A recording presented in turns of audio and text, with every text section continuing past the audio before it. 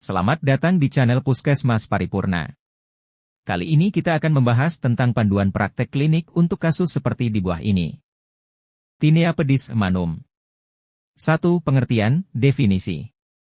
Tinea pedis manum adalah infeksi jamur dermatofita yang memiliki sifat mencernakan keratin di jaringan yang mengandung zat tanduk, misalnya stratum corneum pada epidermis pada bagian kaki dan tangan. Sumber penularan dapat berasal dari manusia, jamur antropofilik, binatang, jamur zoofilik, atau dari tanah, jamur geofilik. 2. Anamnesis. Keluhan. Pada sebagian besar infeksi dermatofita, pasien datang dengan bercak merah bersisik yang gatal. Adanya riwayat kontak dengan orang yang mengalami dermatofitosis.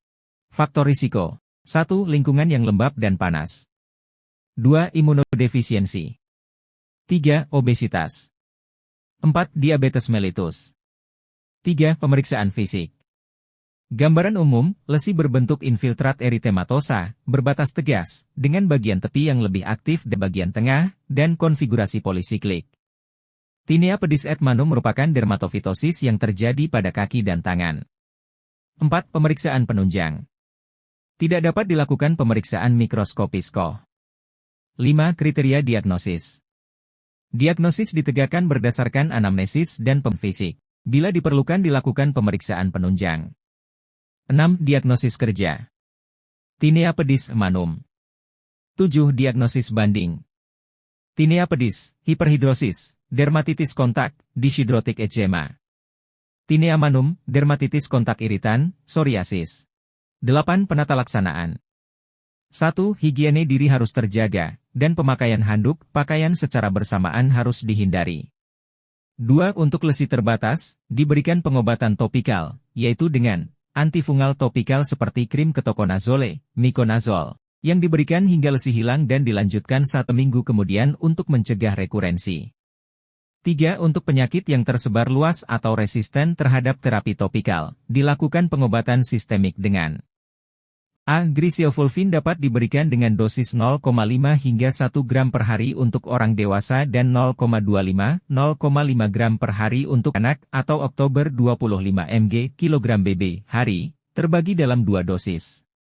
B. Golongan azol, seperti ketoconazole, 200 mg hari, itraconazole, 100 mg hari atau terbinafin, 250 mg hari. Pengobatan diberikan selama Oktober 14 hari pada pagi hari makan. 9. Edukasi. Edukasi mengenai penyebab dan cara penularan penyakit. Edukasi pasien dan keluarga juga untuk menjaga higiene tubuh, namun penyakit ini bukan merupakan penyakit yang berbahaya. 10. Kriteria rujukan. Pasien dirujuk apabila 1. Penyakit tidur dalam Oktober 14 hari setelah terapi. 2. Terdapat imunodefisiensi. 3. Terdapat penyakit penyerta yang menggunakan multifarmaka. 11. Prognosis. Pasien dengan imunokompeten, prognosis umumnya bonam, sedangkan pasien dengan imunokompromis, quotidianationamnya menjadi dubionam. 12. Referensi. Keputusan Menteri Kesehatan Republik Indonesia Nomor HK-02-02, Menkes 514/2015 tentang panduan praktik klinis bagi dokter di fasilitas pelayanan kesehatan tingkat pertama.